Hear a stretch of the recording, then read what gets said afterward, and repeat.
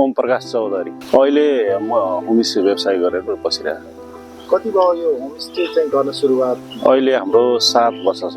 अनि यो चाहिँ होमस्टे कसरी सुरुवात चाहिँ गर्नुभयो अलिकति त्यसलाई बताइदिनु न।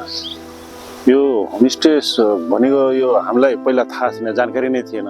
हामी पहिला सुरुमा बफरजनले हामीलाई अमलटाँडी भ्रमण लग्यो होमस्टेमा, अनि एकपल्ट पनि त्यो पनि थाहा भएन हामीलाई। अर्कोचोटि सेकेन्डचोटि हामी फेरि रिक्वेस्ट गऱ्यौँ बफरजनलाई। सेकेन्डचोटि गएर अनि हामीलाई सोच भयो कि हामी पनि अब होमस्टे बनाउने भनेर। त्यहाँपछि अनि फर्केपछि हामी सुरसार गऱ्यौँ भने 3 जना सुरुमा हाम्रो नगरपालिकाबाट अनुदान 3 जनालाई पाइयो 5-5 लाखको दरले। होमस्टे गर्नुभन्दा म पहिला पढाइ छोडेपछि म विदेशतिर गएँ। कति वर्ष विदेशमा? म 15 वर्ष 6 महिना।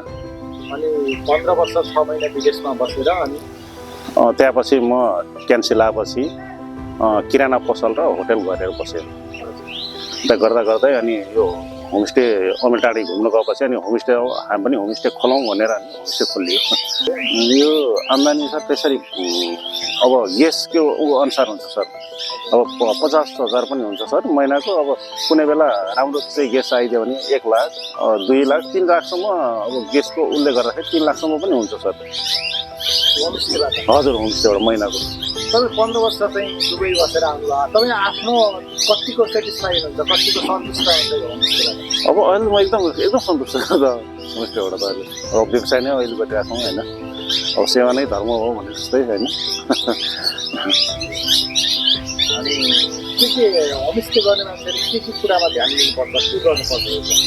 अब होमस्टे हामी गर्दाखेरि त मेन त सर यो ग्यास अब हामी ग्यास आएपछि ग्याससँग कसरी बोल्नुपर्छ होइन।